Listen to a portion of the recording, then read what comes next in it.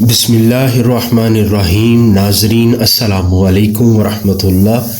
ناظرین، آج ہم ابن ابی عاصم رحمۃ اللہ تعالیٰ علیہ آپ کے متعلق گفتگو کریں گے۔ ناظرین، ابو بکر بن ابی عاصم وہ احمد بن عمرو بن ضحاک بن مخلد شیبانی ہیں۔ آپ الحافظ، امام محدث اور حدیث نبوی کے ثقہ راوی ہیں۔ آپ عابد و زاہد، متقی و پرہیزگار، نیکی کا حکم دینے اور برائی سے منع کرنے والے علماء میں سے تھے۔ آپ نے 287 ہجری میں وفات پائی۔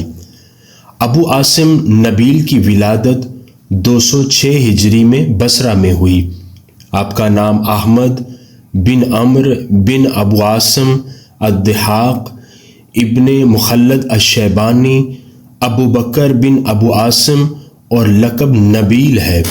آپ مشہور محدث ہیں۔ ابو عاصم نبیل اصفہان میں 269 ہجری سے 282 ہجری تک قاضی رہے۔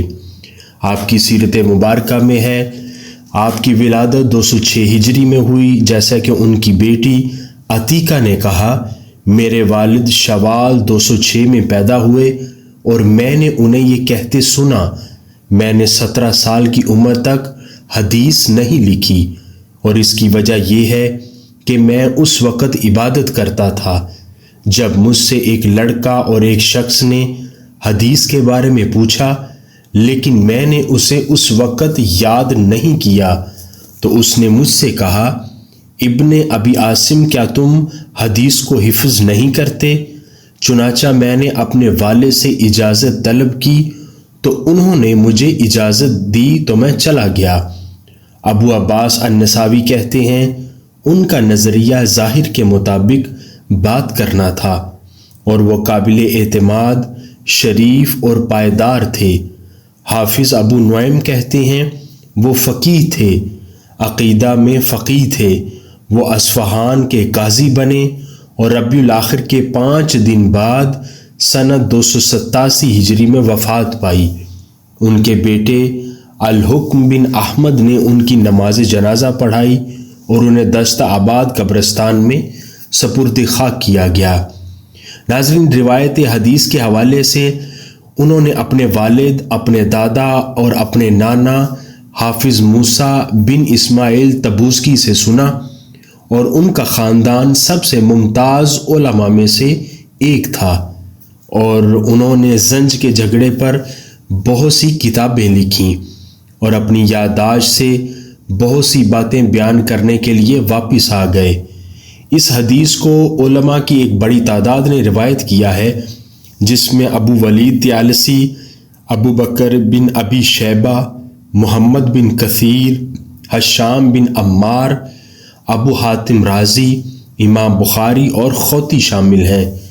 محدثین کی ایک بڑی تعداد نے ان سے روایت کی، جن میں ابو بکر الکباب، کتب ستہ کے راوی، ان کی بیٹی ام ضحاک عتیقہ، قاضی ابو احمد اصال، احمد بن بندار، محمد بن احمد کسائی، ابو شیخ اور دیگر محدثین شامل ہیں۔ ناظرین، جرح اور تعدیل میں ابن کثیر کہتے ہیں، وہ ایک عظیم محدث اور ممتاز حافظ حدیث تھے، نہایت پارسا اور متورع انسان تھے۔ امام بخاری نے روایت کی ہے کہ ابو عاصم نے خود کہا کہ جب سے مجھے معلوم ہوا کہ غیبت حرام ہے، میں نے آج تک کسی کی غیبت نہیں کی۔ حافظ ذہبی نے کہا، حافظ متقی اور فقیہ تھے۔ ابن عساکر نے کہا، محدث ابن محدث ابن محدث، اصل میں بصرہ کے رہنے والے تھے۔ وہ اصفہان میں مقیم تھے اور انہیں قاضی مقرر کیا گیا تھا۔ وہ حدیث کے ایک بہت بڑے مرتب تھے۔ ابو بکر بن مردویہ کہتے ہیں کہ انہوں نے بہت سی احادیث حفظ کی ہیں۔ ابن حجر عسقلانی نے کہا، ثقہ ثبت ہے۔ امام یحییٰ بن معین نے کہا، ثقہ ہے۔ ابو بکر بہقی نے کہا، ثقہ ہے۔ ابو حاتم رازی نے کہا، صدوق ہے۔ ابو حاتم بن حبان بستی نے کہا، ثقہ ہے۔ ابو عبداللہ حاکم نیشاپوری نے کہا حجت ہے۔ محمد بن سعد کاتب واقدی نے کہا ثقہ فقیہ ہے۔ آپ کی تحریروں میں سے المسند الکبیر، اس میں تقریباً 50,000 احادیث ہیں، اور دوسری الحاد والمثانی، اس میں تقریباً 20,000 احادیث ہیں، اور کتاب السنہ یہ ان کی سب سے مشہور کتاب ہے، اور آخر میں کتاب المذکر و تذکیر۔ آپ نے 287 ہجری میں وفات پائی۔